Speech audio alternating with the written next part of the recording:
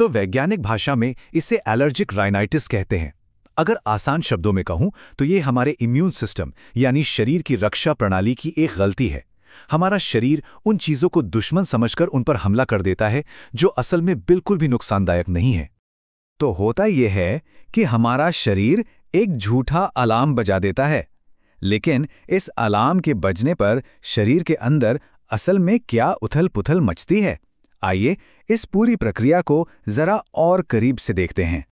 इसको ऐसे समझिए, मान लीजिए हमारा इम्यून सिस्टम एक बहुत ही ज्यादा चौकन्ना सिक्योरिटी गार्ड है। अब पराग या धूल जैसा कोई बिल्कुल बेगुनाह मेहमान अंदर आता है और हमारा ये गार्ड उसे एक बड़ा खतरा समझकर उस पर पूरी ताकत से हमला बोल देता है। और ये जो हमला है ये दो हिस्सों में होता है। पहले कुछ ही मिनटों में हिस्टामाइन नाम का एक केमिकल निकलता है जिससे फौरन छींकें और खुजली शुरू हो जाती है। लेकिन कहानी यही खत्म नहीं होती। कुछ घंटों के बाद साइटोकाइन्स नाम के दूसरे केमिकल्स आते हैं जो सूजन पैदा करते हैं और इसी वजह से नाक लंबे समय तक बंद रहती है। ठीक है, तो हमारा इम्यून सिस्टम एक गलत अलार्म बजा रहा है, पर सबसे जरूरी सवाल तो ये है कि इस अलार्म को चालू कौन कर रहा है। इन ट्रिगर्स यानी इन दुश्मनों की पहचान करना ही हमारा अगला और सबसे अहम कदम है। इसका पता लगाने के लिए दो मुख्य टेस्ट होते हैं। पहला है स्किन प्रिक टेस्ट। ये काफी तेज और संवेदनशील होता है और सिर्फ 20 मिनट में रिजल्ट दे देता है। दूसरी तरफ है सीरम IgE ब्लड टेस्ट। इसके नतीजों में कुछ दिन लग सकते हैं, लेकिन ये उन लोगों के लिए बहुत काम का है जिनकी त्वचा पर टेस्ट करना मुमकिन नहीं है। तो एक बार जब हमें अपने ट्रिगर का पता चल जाए तो अगला कदम है इन लक्षणों को काबू में करना। और इसके लिए एक 3 तरफा रणनीति, एक 3 pronged अटैक सबसे ज्यादा कारगर साबित होता है। डिफेंस की पहली लाइन है एलर्जन से बचना, उससे दूरी बनाना, जैसे कि एलर्जन प्रूफ बेड कवर इस्तेमाल करना, हवा साफ करने के लिए HEPA फिल्टर लगाना और घर में नमी को कम रखना। हाँ, ये बात सही है कि इन सब के लिए अपनी लाइफस्टाइल में काफ़ी बड़े बदलाव करने पड़ सकते हैं। अब बात करते हैं दवाओं की।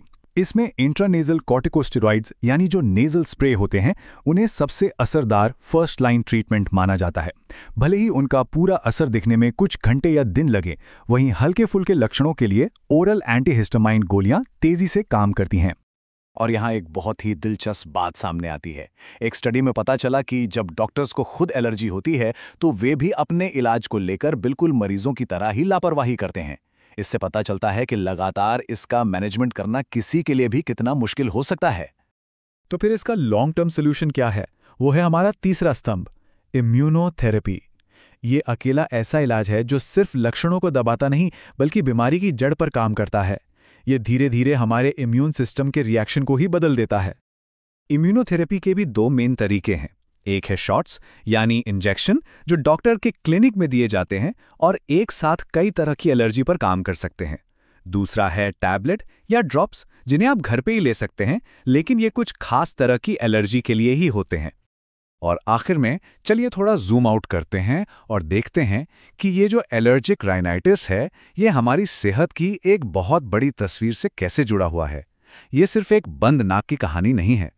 मेडिकल साइंस में एक बहुत ज़रूरी थ्योरी है जिसे यूनिफाइड एयरवे थ्योरी कहते हैं।